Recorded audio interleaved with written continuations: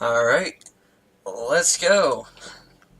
Hello everybody, Jade Arrow here with round 4 of Nili versus Daniel. And Daniel is behind 0-3. Nili is up 3 games, and this is very short matches that are going on here. And it doesn't seem like your typical matches that Daniel just seems to be resigning a bit early. It's kind of what it seems like, but it's all coming down to him not scouting what Nili is doing, and that imbalances his economy because he's going for a strategy that isn't going to work with the map. But in this case, it's a more typical map, and this is actually this is very similar to a regular map that can be chosen. I don't remember what it's called, and this isn't that map because this is just part of the full random map, and I don't remember what this map is called. But as you can see, both players are surrounded by hills, which means they can afford to play defensively. But the wood lines are a bit far away, and you can see Nili's gone over to this corner of the map, which will work for him. Daniel's going to have to run all the way around in order to hit that, so that wood line's fairly safe. And you can see we've got llamas instead of sheep, which there's not a difference, just llamas make goofier sounds. Daniel is the slabs. We've already seen the slabs from him so far, but Nili is the Japanese. And Japanese, not one of my favorite civs. Sorry, Spirit of the Law, but the Japanese are not one of my favorites. Just because you just kind of have to go for everything, which seems a bit of a hassle to me. If you look at the tech tree, the Japanese can't really go for one thing. They've got Arbalest, but they don't have any real bonuses for them. They can go Heavy Cavalry Archer, but same, no real bonus. You can go for hand cannons. The champions are the only obvious thing you could go for because of the 33% faster attack speed. And your stable's not that great. Your siege, it's not the best.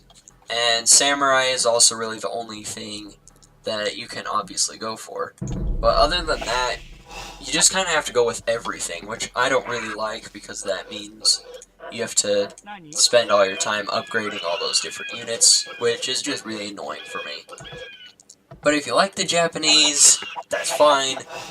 You can like whatever you want. That's why human beings have opinions.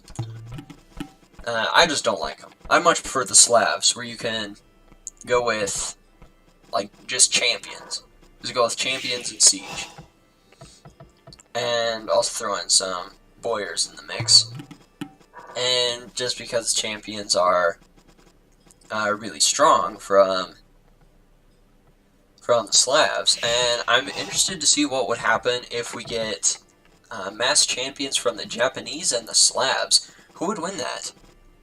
If you get the 33% faster attack from the Japanese, or the splash damage from the Druzhina champions from the Slavs. I'm interested to see who would win that. And it looks like all the neutral minerals are in the middle of the map. Other than Scold, which is a bit farther, that stone, which is a bit farther away. But it looks like they're all in the middle. So, these two are going to be looking to take over the middle. And both advancing to the feudal age, very similar time, which is what you normally see, not like the previous 3 games, which have been really odd. And the map generation, and also what they've tried to go for. But this is a more typical map that they're familiar with, so they're going to be doing the more familiar strategies. And you can see Nili has lured in his deer, and he has 2 on gold. So, he could be going with a lot of man-at-arms. He's just doing the typical 3, and with his feudal time, he's going to be upgrading them to man-at-arms.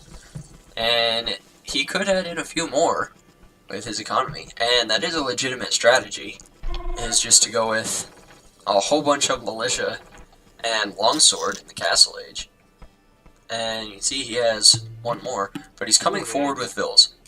And this is the other thing the Japanese can do.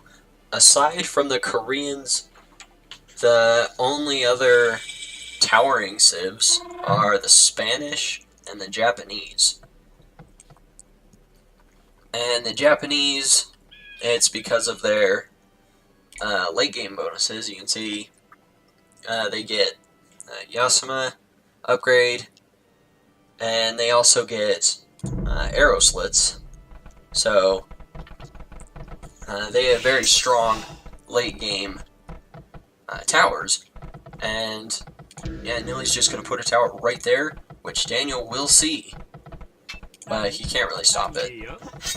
His man-at-arms aren't going to be able to get in, but with the tower going up, these vills are going to be forced to run, which means that Nili will be able to take them out. And this is just kind of unfortunate woodline from Daniel, but it's sadly really his best one. Probably the next best one is to go way out here, but then he'd have to run all the way back. Same with that one there, so that's sadly his best woodline. And yeah, he's just gonna call it right there. There really wasn't anything he could do. With that woodline going down, he had no other place to go for wood. Yeah, these are very quick games. And we're not seeing the late game very much from these guys, which hopefully we will see in one of the next games that they play. Thank you all so much for watching this series. I appreciate every single one of you amazing people for watching, and I will see you all in the next game.